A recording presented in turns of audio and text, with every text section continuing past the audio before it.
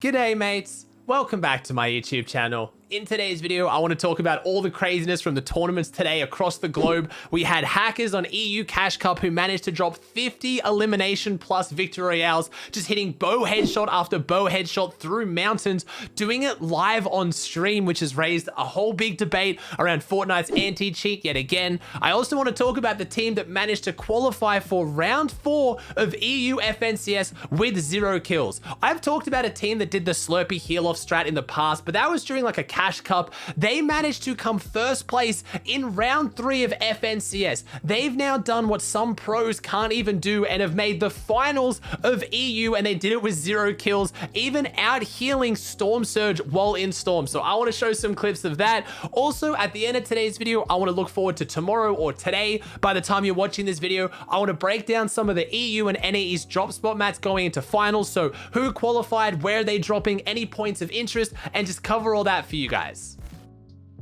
Kicking things off with the hacker. This happened in the EU Cash Cup, and this is a hack that I haven't really seen before. We've seen aimbot, we've seen wall hacks, we've seen all that, but it was one of the first times I've seen someone who's hacking who's able to shoot things through walls. A lot of people were talking about this, but the tweet I'm going to show is from FaZe's coach, Destiny Jesus. He was doing a joke VOD review of this guy, and I mean, it sums it up perfectly. I gotta show you. Quick review on this new player who's popping off in the Cash Cup at the moment. Anti is working absolutely perfectly, no issues at all. It's absolutely decimating the lobby, as you can see here with all those bow headshots. Let's skip a little bit more in towards the end game, and we can see exactly how he's able to get a little 50 bomb in solo Cash Cup.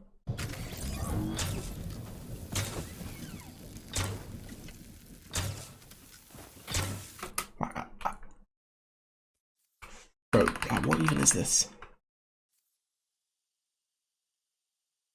The kid's full boxed up, hold on. The kid's full boxed up getting bowed in the neck. It just goes, okay. Alright, thank you, Epic. Yep. No arguing it, straight up, my man is definitely hacking, and he was doing it live on stream. It took a while for him to get banned, but I've talked about all of this in the past in previous videos, why it does take Fortnite so long to ban people when they're literally showing themselves hacking. But also when people raise this whole argument of Fortnite's anti-cheat is terrible, I always have to say that I really don't think it is. Go play any other game like Warzone or Apex and you'll run into a hacker within a couple of hours at high level lobbies. Fortnite, we have thousands of hours of tournaments with absolutely no hackers, so when one slips through, I get it, it's frustrating, but I don't like that the whole community jumps on Epic's a billion-dollar company, they're terrible, they have no clue. I do think they should be a bit quicker to act when they're literally streaming themselves hacking, but I don't think we can just say the anti-cheat is terrible. Moving on to a team that a lot of people are saying is cheating, but actually isn't. We have, and I hope I pronounced this right, Zelik, Cray, and Tresiux. Either way, they're an EU trio that just managed to qualify for round 4 in EU with 0 eliminations. And I know what you're thinking, Aussie, you've already made a video talking about the heal-off strat, and I'll link that in the description down below if you kind of want to watch it for a bit more background on how this strategy works. But this team managed to do it in Storm Surge lobbies. One of the lobbies I went and watched, it had Mr. Savage at the start, and they got a victory royale. They're beating the best players in the world, technically, with this strategy. And again, I went to try and look at the VODs. Unfortunately, Fortnite's replay system right now is just cooked. I cannot get it to work, but they're basically dropping at Slurpy, fishing up a bunch of floppers, pretty much getting any meds they can. Then once Storm Surge kicks in, 2 of the players go down, and the player that gets left standing goes back into Slurpy or a position where they've built a cone of shieldfish, which they've specifically saved for the Storm Surge, because eating shieldfish for white meds doesn't make a lot of sense when you're taking Storm, but using it for the Storm Surge does. So they were managing to get victory royales in Storm Surge lobbies. How they're going to go today when the finals are on, I don't know. The tournament's going to be pretty much live as of this video coming up, or it's going to be in a few hours. I'm sure there's a really solid team going Slurpy Swamps, which I'll talk about in a second when I break down the drop spot maps. So I don't know how this team's going to go. Are they going to try and play it normally? Are they going to try and do this strat? But it begs the question, does Epic need to patch this? This team has taken a qualification spot from a team that's playing the game properly, as you'd call it. I mean, I don't want to hate on them. They're geniuses, and their map knowledge and the way they play this strategy is so impressive, but it's clearly not meant to be in the game. So I don't know. We've talked about ways Epic can fix this, a bunch out there. You need to make, like, you know, meds go rotten in Storm so you can't heal with them. Maybe the further you are from Storm, the more Storm damage you take as like a multiplier. Either way, I think Epic needs to do something. No flame to these guys, but this shouldn't be how someone is making round 4 of EU. But honestly, bravo to them. It's insane they figured this out.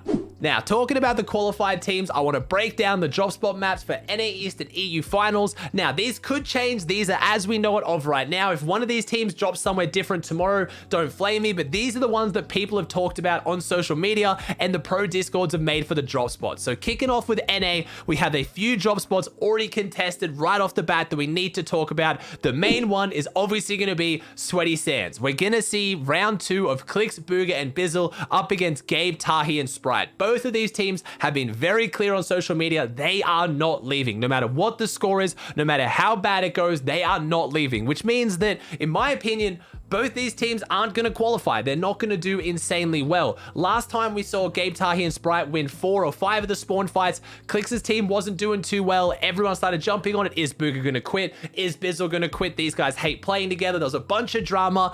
Clicks, Booger, and Bizzle put that to rest. The last few days, they've been playing really good. The chemistry's been high. They've been having so much fun. They said it was an off day, so it's going to be interesting to see how they go tomorrow. But when it comes to these spawn fights, I don't get involved in the who's going to win, who's going to lose, and all that. I just get sad that 2 fantastic teams aren't really going to be able to play the tournament out to the best of their potential because, as we know, no matter how good you are, if you're contested by another good team, you're just not going to place. I'd be so surprised if they both drop there all 6 games, if either one of them ends up placing within probably the top 6th or 7th. I feel like even if you win 5 or 6 on spawn, it's that big of an impact. The other drop spots that are going to go through a similar effect, we have Al, Chaotic, and Strep. Al, a newcomer to the FNCS round 4, haven't seen him make it there for a while. I could be wrong on that one. Going up against Day, Miro, and Reverse, and again, I would have to put it on the FNCS champs who are so good at dirty, Day, Miro, and Reverse, to win that one. But even if they win all 6 times, it usually slows you down. It eats through the material, it eats through the meds, and you end up struggling because of it. So I'm gonna have to see how that one goes. Lupian, Nick, and Nobu Beef up against Casca, Smacked, and Niddle at retail. Those are 2 teams that have been dropping retail for the longest time. Neither of them look like they're gonna leave. If I had to pick a team to win it on spawn, I'm gonna be hard pressed. Casca and Smacked have only recently started playing with Niddle. Lupian, Nick, and Nobu Beef have really good chemistry together, but I think Casca's team's maybe a little bit better of spawn fighters, but that'll be interesting. We have Coda Paul and Peterbot. So sorry, Cartoon Paul, Coda, and Peterbot dropping a Craggy against Pledge, Pendush, and Gardenzo. We know that Peterbot's team, again, has been going Craggy for forever. It's their drop spot. It's their home. I could easily see one of these teams maybe pulling out, mostly Pledge's team. I could see Pledge, Pendush, and Gardenzo going there, maybe not having the best time and leaving, but again, I don't know. Mars, Crumble, and Nexi have finally got someone contesting them at Stealthy, and I don't know. Mars's team has been looking so strong out of Stealthy. They've made the drop spot look amazing. They walk out with good loot. They play their end games fantastically, but it's not a drop I'd be contesting. That's one of the worst ones. It's in the trees. It's really congested. You've got the big walls around it. There's not a lot of loot. There's really only 2 main areas of loot, which leads to these giant 50-50 land-ons. So it'll be a messy spawn fight, and I'm excited to watch it, but I don't know how it's going to go. We have Shark, Knight, and Clarity gone up against Kaz, Aspect, and Who Fishy. These are 2 teams that have had Pleasant Park as their drop since the start of the season. I think they're both going to be trying to alpha that up for grands and heats. I don't know who's going to walk out with it. Those are 2 of the scariest fighting teams, I believe, on spawn in NA East, especially Shark Knight and Clarity. I think they might have them beat just a little bit. One of the biggest issues with that Pleasant Park fight was always the third party from Stealthy Stronghold. But if Stealthy Stronghold has now got a third party and they're fighting each other as well, that's going to slow it down, and they're looking pretty good. The last drop spot on the map contested right now, or 2 last ones, is going to be Holly Hedges. Again, I don't know. That's an interesting one. These teams are teams that haven't been performing as well lately. You have Enkers, Fearful, and Sharkman, and then you have Dusky, Dom, and Spade. Also, we have Zombie, Han, and Kaburbski going up against Ripe, Neek, and Freeze. Again, names I'm not too familiar with over at Risky Reels. That's a drop spot that really doesn't work well contested, so I don't know how that's going to go for either of them. Suesuo, Lotus, and Evasion going up against Aviv, Zucky, and Leo at Weeping Woods. Weeping Woods is one you can split a bit more. Those teams might not necessarily have to fight. There's enough loot where you can split Weeping Woods east from west, take the loot and not fight. And then last but not least, we have Zum, Stacky, and Hapt going up against Curix, Timbers, and Seek at Steamy. Both those teams, I don't believe, are known Steamy droppers, or at least not some of the bigger teams that go Steamy. And I think no real big Steamy team qualified. So this is their chance. If either of those teams want to have a good FNCS, they really need to play well now, because if they make it again next week or heats or finals, they're going to be going up against, in my opinion, probably a much better team at Steamy. Talking about the contested drops, that leaves some really good uncontested drops. I'm surprised to see that AV, High Sky, and Animal have all of the Kami split. I think someone's going to come in and take that from one of the other drop spots. I'm sure they are. We have Saf, Stretch, and Avery getting uncontested Lazy. That could really equal a top 3 for them. They've been performing really well at the moment. I would not be surprised to see them get a top 3 out of the finals this weekend. I think Class, Cloud, and Suscript actually is a really underrated team right now at a logjam. They're probably my maybe like dark horse team to really pop off and take it this weekend if someone was going to. We then have Paper, Nico, and Qua at Slurpy. That's again a really top tier team, but a newly formed team with new players. Fatch, Carey, and Pam Stout out of Misty could pull off an upset potentially. Those are the main teams that I have my eyes on right now as far as ones that are uncontested. Users, Dictate, and Justice as well getting Caddy is massive, but I could very easily see one of the teams that's being struggling and getting contested at other drop spots dropping in on them right now. But if I had to pick 3 teams to get top 3 tomorrow, and I don't like doing this too much, but I know you guys like it from the video, I'm probably going to have to go with AV, High Sky, Animal. With Kami split, I think they're going to be able to pull something off as well. If Day, Mirror, and Reverse can get Al's team to leave dirty, I would put it on them, and then Saf, Stretch, and Avery. But a lot of this is going to be dictated around this map. If this map changes massively, and all of a sudden we have Clicks, Booga, Bizzle uncontested, and they pop off, I don't want you guys coming at me in the comments and saying I predicted wrong, because I'm basing it off where they're dropping now, okay?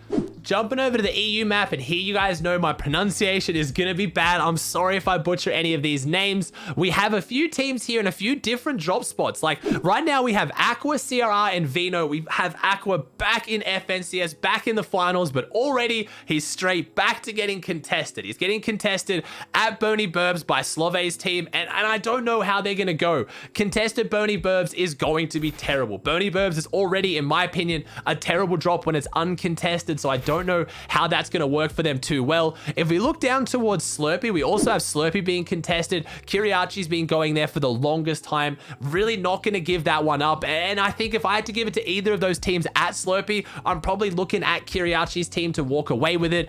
Compared to NA, we have Lazy Lake being heavily contested, as well as Caddy Corners. Endelix's team right now is on an absolute tear. They're looking so phenomenal, but every time they get contested at Caddy, it's going to affect them, especially if it's by 3 different teams or 2 other teams, 3 going there. And if we look at Lazy Lake, we have Kaiser's team again going up against Bad Sniper's team and Blackie. Those are all teams that have been going lazy since the start of the season. I can't really pick a team to walk out of that one. Lazy Lake Triple Cond is just not going to work. EU love their spawn fights, but it's interesting because that's left a lot of the drop spots on the map being uncontested. We do have Deceptos contested at Pleasant Park, but I'm looking at teams like Rescard, Savage, and Dredder. I really think this is going to be Rescard's team's chance to qualify. I can see a top 3 from them this weekend heavily if they stay uncontested. I'm also looking at Mexi, Michael, and Vero to pull off an upset potentially out of Dirty Docs. I say an upset only because since we're used to seeing them contested and Dirty Docs usually has a team at it, the reason why it's so uncontested in EU is because all the teams that go there have now already automatically qualified. Also, iDrop's team at a Holly Hedges uncontested looks fantastic. Tayson at Sweaty as well. This is going to be a lot of teams' chances to get their top 3 while their drop spot's uncontested. And that's what's so scary about EU. You only really have 1 or 2 chances of your weeks uncontested to make your drop count. Kami, Seti, and Teak always having the Kami split will help them. If they don't have any teams come and take certain parts of it, this could also be the pop-off week that they're looking for as well. All right, guys, that does it for another video. I hope you enjoyed it. This FNCS weekend is looking like it's going to be insane. This top 3 qualifying straight through the grand finals always has me so excited for a weekly round 4, almost like it is a grand final or a final. So if you guys haven't, check out the official broadcast. I'll be on there live for NA East commentating on Monster D-Face. They'll also be doing EU and NA West, but I'll be doing a viewing party live on my stream for NA West at twitch.tv/Aussie Antics if you want to swing by. Thank you so much for watching. I hope you enjoyed the video. Please chuck a like on it if you did, subscribe if you haven't, and I'll see you in the next one.